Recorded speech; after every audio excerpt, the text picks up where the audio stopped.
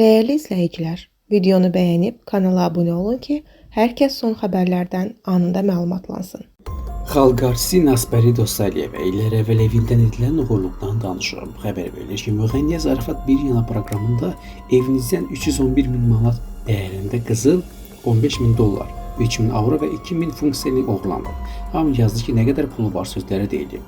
Müğənni sözləri o nədir ki, Nasbərinin adına yaraşır, o kənarda elə belə şey idi, hələ buna yarımçıq deyiblər. Həyatda ən varlı adamam, sevənlərim var. 30-40 ildir bir sevgi ilə yaşayan pərəstişkarlarım var, reaksiyasını verib. Nasbəri daha sonra həmin şəxsləri bağışladığını bildirib. Yazığım gəldi, anayam, uşaqları yoldan çıxıb. 6 gənc idi, 5-i isə idmançı idi.